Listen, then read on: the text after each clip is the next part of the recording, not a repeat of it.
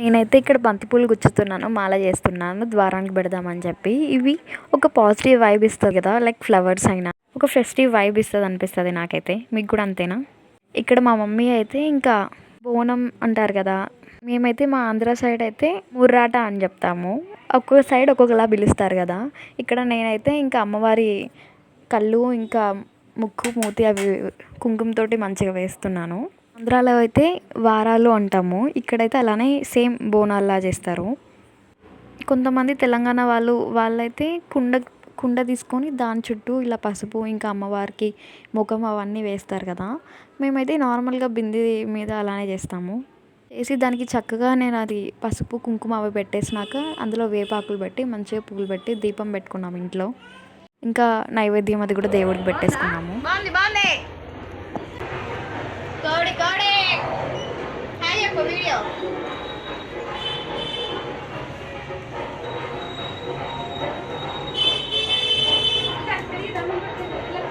ఇంట్లో దండం పెట్టుకుంటున్నాము, అంటే గుడిలో కోడిని బలిస్తారు కదా అని చెప్పి. ఇంకా తెలంగాణ వాళ్ళు అంటున్నా కదా, నేను కూడా ఇక్కడే పుట్టి పెరిగిన.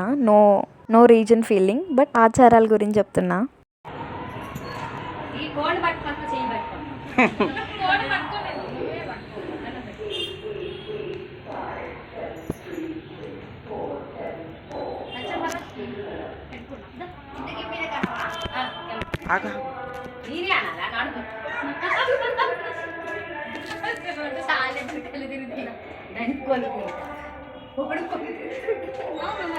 ఇక్కడైతే మా మమ్మీ నవ్వుతుంది, ఎందుకంటే ఓన్లీ పైకి కిందకి తిప్పినాం కదా, దాన్ని కళ్ళు తిరుగుతాయని చెప్పి అట్లా నవ్వుకుంటున్నాము.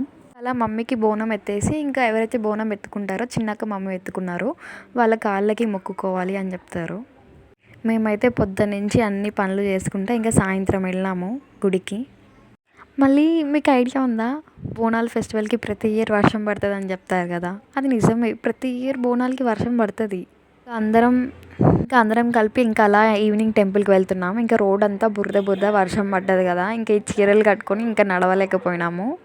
మనం భవతి సినిమాలో అంటారు కదా, అందరూ కలిసి చేసుకుంటేనే పండగ అని చెప్పి, అంతే కదా. మరి సైడ్ ఎలా చేస్తారో బోనాల ఫెస్టివల్ నాతో కామెంట్స్లో షేర్ చేసుకోండి.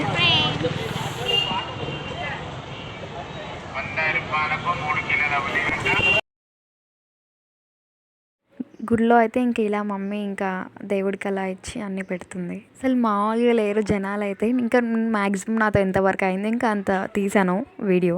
ఫుల్ ఉన్నారు జనాలు, తిరుగుతానే ఉన్నారు. లైక్ గుడి చుట్టూ తిరుగుతారు కదా బోనం పట్టుకొని.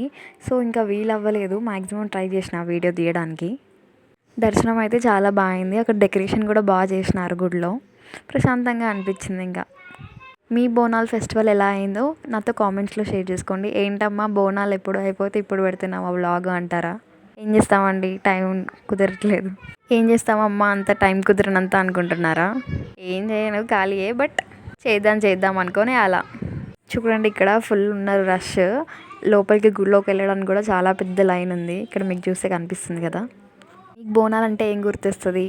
లైక్ నాకైతే చిన్నప్పుడైతే పోతురాజు వస్తాడు, అమ్మో ఫుల్ భయం వేస్తుండే పోతురాజుని చూస్తే. అలా గజ్జలు కట్టుకొని ఆ తాడు వేసుకొని అలా ఉంటారు కదా, చిన్నప్పుడు అయితే ఫుల్ భయపడుతుండే. కానీ అయినా బయటికి వెళ్తుండే చూడడానికి. ఇంకా అలా టెంపుల్ నుంచి వచ్చేసి ఇంకా పుల్లారెడ్డి స్వీట్ షాప్కి వెళ్ళి స్వీట్స్ తీసుకున్నాము. మా మమ్మీ అక్కడ స్వీట్స్ తీసుకుంటే ఇక్కడ మేమేమో ఎక్కడికి వెళ్ళామని అంతే కదా, ఫొటోస్ దిగుతూ ఉన్నాం మిర్రర్లో చూసుకుంటా.